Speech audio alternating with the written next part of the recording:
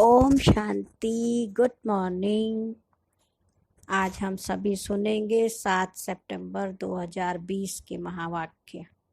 मीठे बाबा ने कहा, मीठे बच्चे, बाप आए हैं तुम पुराने भक्तों को भक्ति का फल देने। भक्ति का फल है ज्ञान, जिससे ही तुम्हारी सद्गति होती है। प्रश्न है, कई बच्चे चलते चलते तकदीर को आपे ही शूट करते कैसे?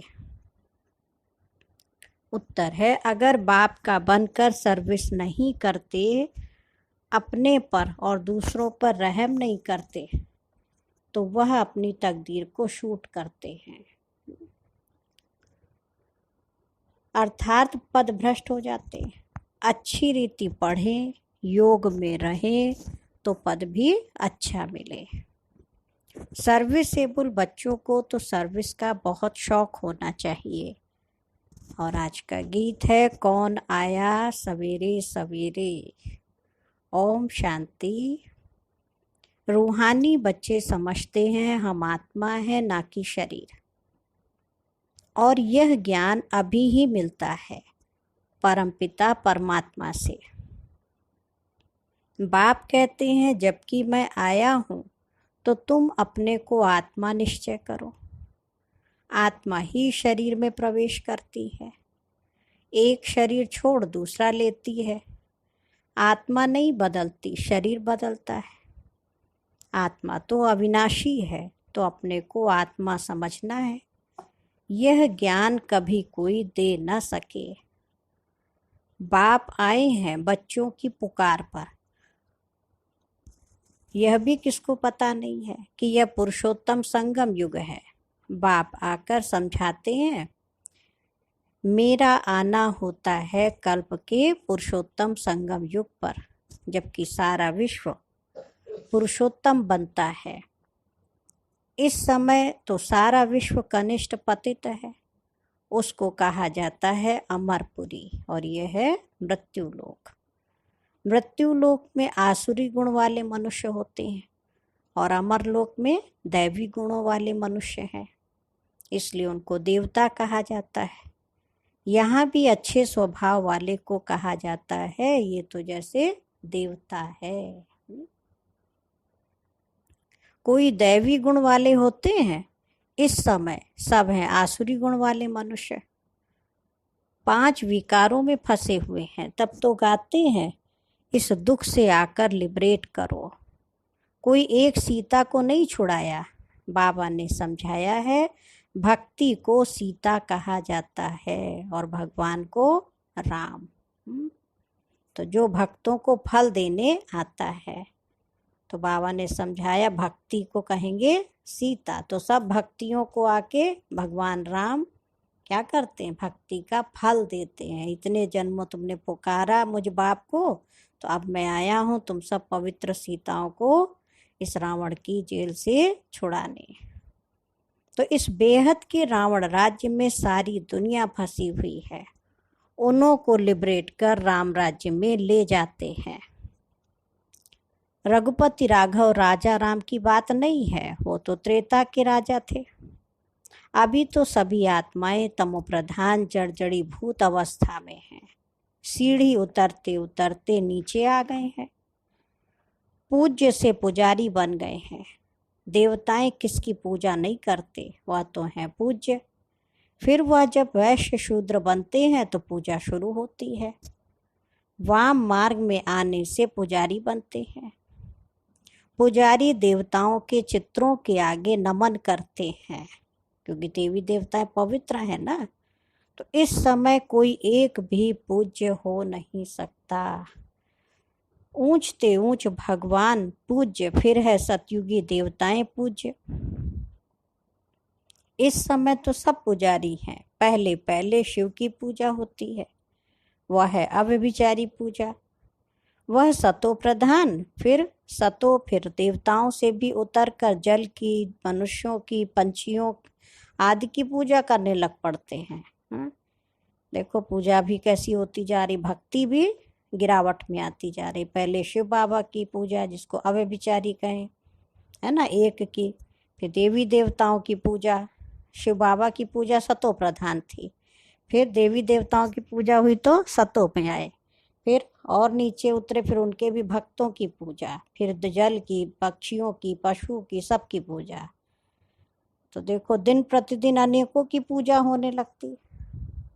आजकल रिलीजियस कॉन्फ्रेंस भी बहुत होती रहती हैं, कभी आदि सनातन धर्म वालों की,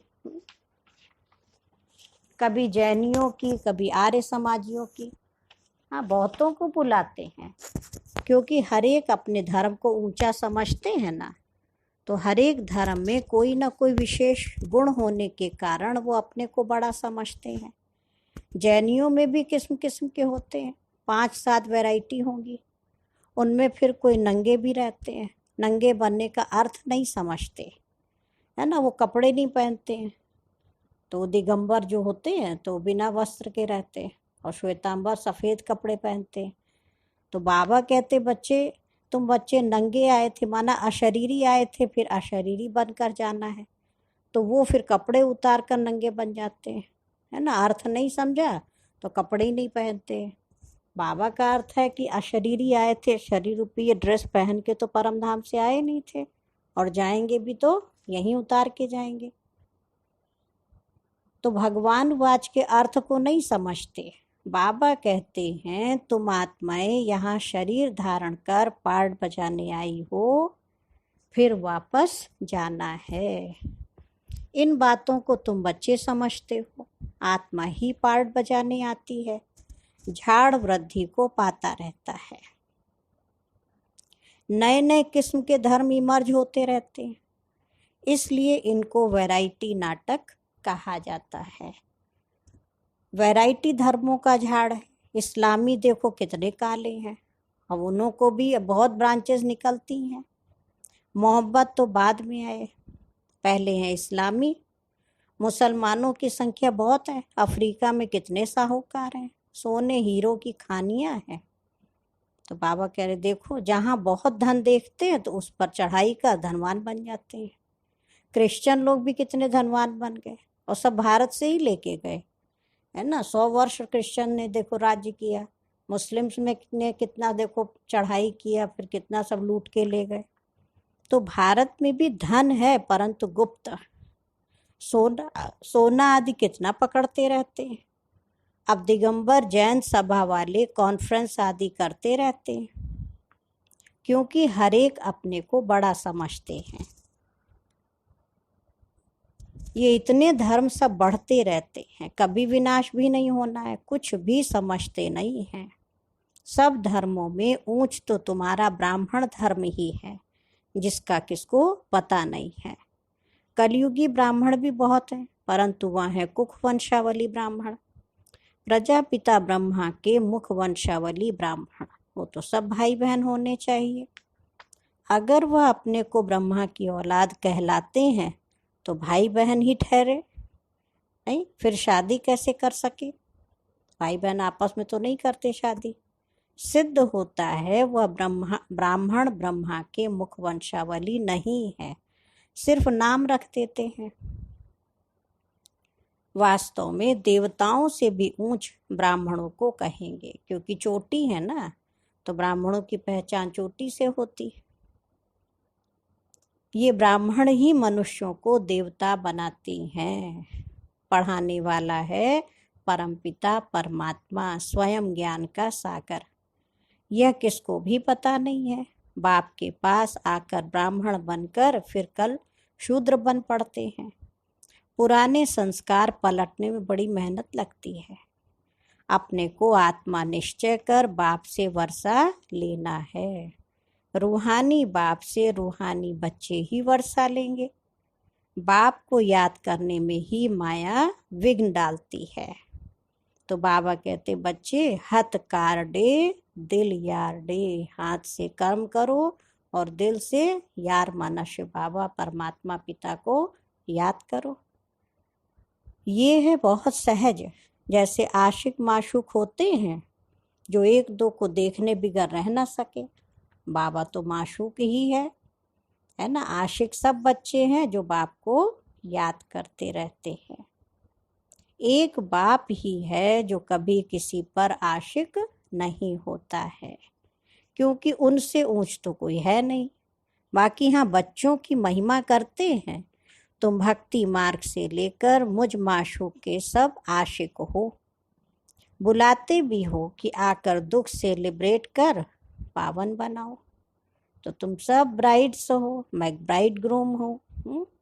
आत्माएं सब सजनिया और शिव बाबा एक साजन। तुम सब आसुरी जेल में फंसे हुए हो, मैं आकर छुड़ाता हूँ। यहाँ मेहनत बहुत है, क्रिमिनल आई धोखा देती है। सिविल आई बनने में मेहनत लगती है। हाँ, क्रिमिनल आई माना अपराधी आंखें बन जाती हैं, फिर उनको सभ्य बनाना, श्रेष्ठ बनाना, पवित्र बनाना, ये शिव बाबा देखो कार्य सिखाते। देवताओं के कितने अच्छे कैरेक्टर्स हैं, अब ऐसा देवता बनाने वाला भी जरूर चाहिए ना। बाबा कह रहे कॉन्फ्रेंस में टॉपिक रखी है मानव जीवन में धर्म की आवश्यकता। ड्रामा को ना जानने कारण मुझे हुए हैं। धर्म माने धारणा, तो मानव जीवन में धर्म की आवश्यकता है ना। तो सच्चा सच्चा धर्म कौन सा है हमारा?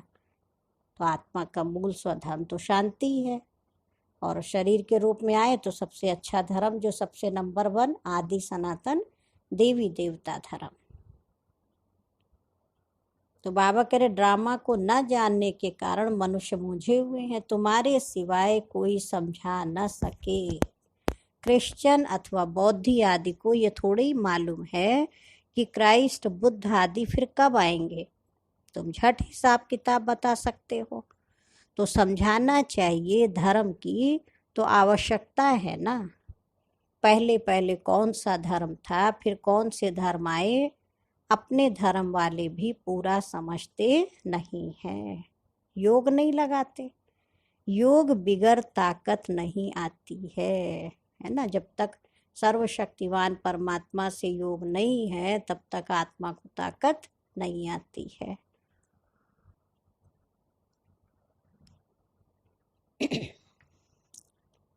जौहर भी नहीं भरता, बाप को ही ऑलमाइटी अथॉरिटी कहा जाता है। तुम कितना ऑलमाइटी बनते हो, विश्व के मालिक बन जाते हो। तुम्हारे राज्य को कोई छीन न सके। उस समय और कोई खंड होते नहीं। अभी तो कितने खंड हैं। ये सृष्टि चक्र कैसे फिरता है, 5000 वर्ष का ये चक्र है। बाकी सृष्टि लंबी कितनी है वो थोड़ी माप कर सकते। धरती का करके माप कर सकते हैं, सागर का तो कर ना सके। आकाश और सागर का अंत कोई पा न सके। तो समझाना है कि धर्म की आवश्यकता क्यों है, क्योंकि टॉपिक रखा गया मानव जीवन में धर्म की आवश्यकता, तो बाबा उस पर समझा रहे हैं।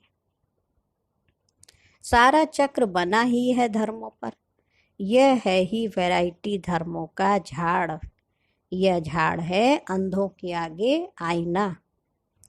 तुम अभी बहुत बाहर सर्विस पर निकले हो। बाबा कह रहे तुम बच्चे अभी बाहर सेवा पर निकले हो। आहिस्ते आहिस्ते तुम्हारी वृद्धि होती जाती है। तूफान लगने से बहुत पत्ते गिरते भी हैं।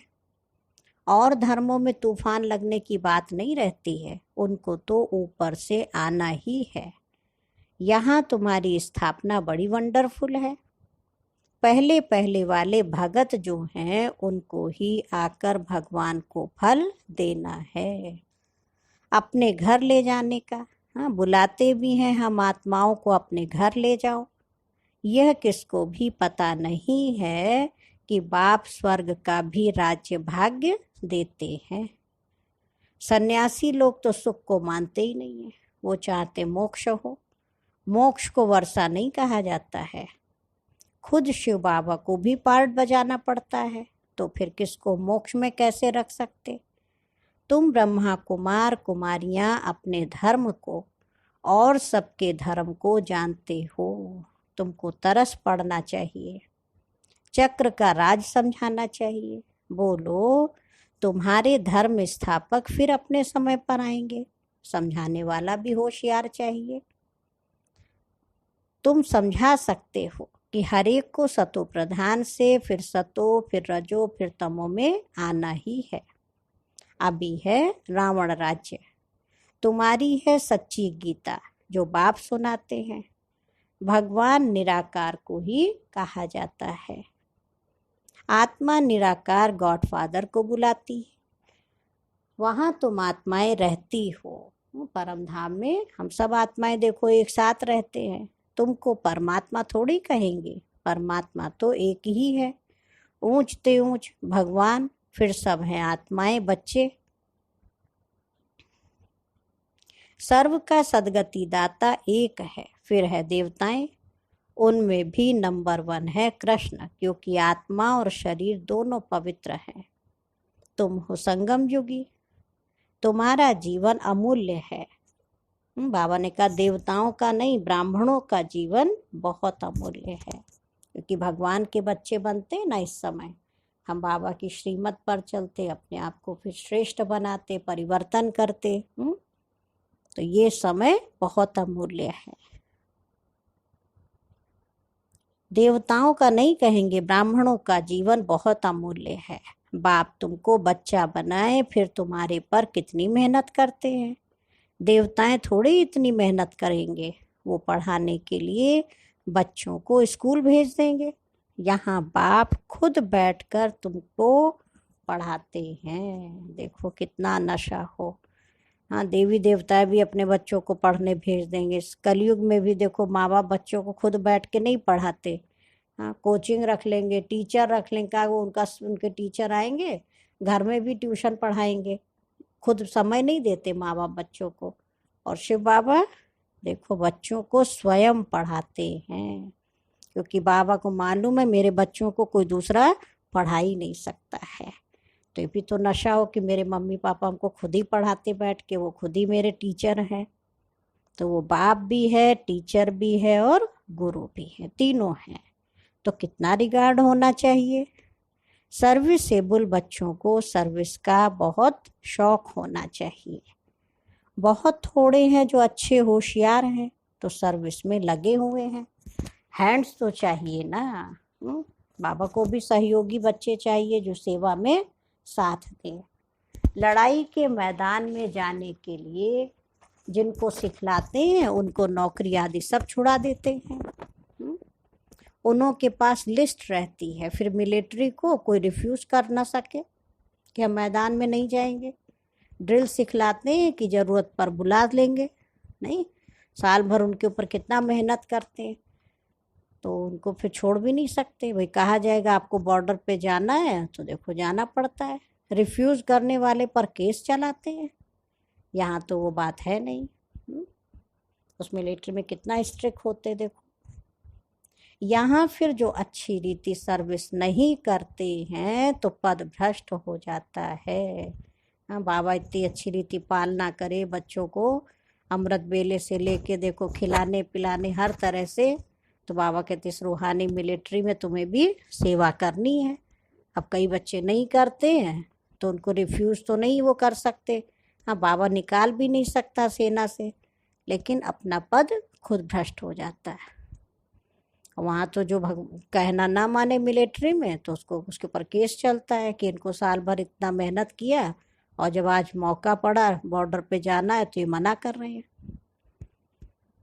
तो वहाँ तो बहुत कुछ हो सकता है, लेकिन यहाँ बाबा कहते बाबा तो कुछ नहीं करता। हाँ, जब मौका आया सेवा का हम भाग ले मैदान छोड़ के, तो बाबा कहते ठीक है, पद भ्रष्ट हो जाएगा। बाप तो उसके ऊपर केस नहीं चलाएगा बच्चे पर।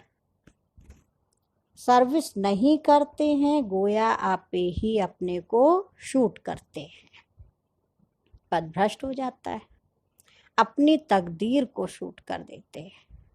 अगर अच्छी रीति पढ़े, योग में रहे तो अच्छा पद मिले।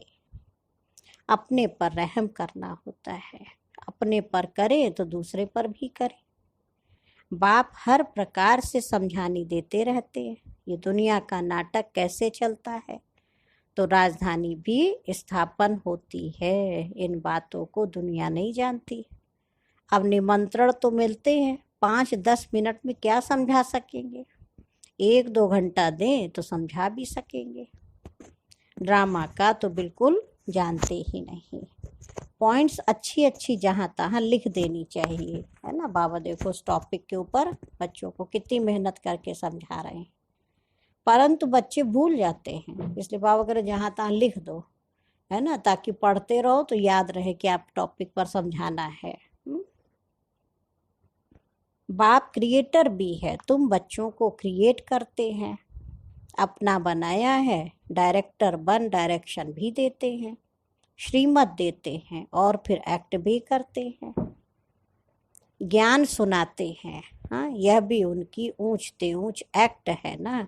ड्रामा के क्रिएटर, डायरेक्टर और मुख्य एक्टर को ना जाना तो क्या ठहरा। बाबा क्या कह रहे हैं, इसलिए उसको भी जानना जरूरी है। अच्छा, मीठे मीठे सिक्की लधे बच्चों प्रति माता पिता बाप दादा का याद प्यार और गुड मॉर्निंग। रूहानी बाप की रूहानी बच्चों को नमस्ते। हम रूहानी बच्चों की माता पिता बाप दादा को याद प्यार नमस्ते और गुड मॉर्निंग। शुक्रिया बाबा, शुक्रिया, बेहद दिल से बाबा का शुक्रिया। धारणा के लिए मुख्य सार है, इस अमूल्य जीवन में पढ़ाने वाले टीचर का बहुत बहुत रिगार्ड रखना है। पढ़ाई में अच्छा होशियार बन सर्विस में लगना है। अपने ऊपर आपे ही रहम करना है। बाबा क्या कह रहे हैं, अपने ऊपर आपे ही रहम करना है। सेकंड पॉइंट है, अपने आप को सुधारने के लिए सिविलाइज्ड बनना है, अपने कैरेक्टर्स सुधारने हैं, मनुष्यों को देवता बनाने की सेवा करनी है। बाबा का वरदान है, संकल्प और बोल के विस्तार को सार में लाने वाले अंतर्मुखी भव। व्यर्थ संकल्पों के विस्तार को समेटकर सार रूप में स्थित होना तथा मुख के आवाज के व्यर्थ को समेटकर समर्थ अर्थात सार रूप में ले आना, यही है अंतर्मुखता।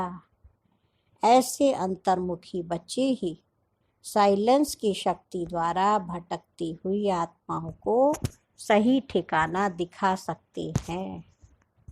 यह साइलेंस की शक्ति अनेक रूहानी रंगत दिखाती है।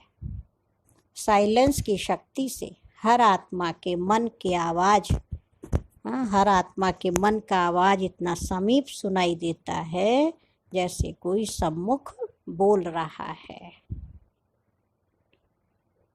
और आज का स्लोगन है, स्वभाव संस्कार संबंध संपर्क में लाइट रहना, अर्थात फरिश्ता बनना, है ना। अपने स्वभाव संस्कार संबंध संपर्क सब में लाइट रहना, इसको कहते फरिश्ता बनना। अच्छा, आज आदरणीय दादी जी की शिक्षाएं हैं। दादी ने कहा, ये हृदय हमारे बाबा का घर है। जिनके हृदय में प्रेम है उनके हृदय में बाबा की याद है। उनके हृदय में बाबा के सब रत्न हैं। सबको चलाने वाला बाबा है। बाबा के सब प्यारे बच्चे हैं। बेहद की भावना रखो, हदों में नहीं आओ। नेक्स्ट है, बाबा ने हमें इस बेहद झाड़ की जड़ों में राजयोगी बनाकर बिठाया है। नव निर्माण के लिए हमें याद की शक्ति का, पवित्रता की शक्ति का जल डालना है। हमारा बाबा फाउंडर है। उसने हमें फाउंडेशन में बिठाया है। इसमें योग का बीज डालो, पवित्रता का बीज डालो और इस ज्ञान की शक्ति से इस इमारत को मजबूत करो। हम पवित्रता का दान देने वाले योगी बच्चे हैं। योग और पवित्रता का ही सहयोग हम दे रहे हैं। यही नवनिर्माण का आधार है। इसी आधार पर सृष्टि का उद्धार होना है। अच्छा, ओम शांति, ओम शांति, ओम शांति।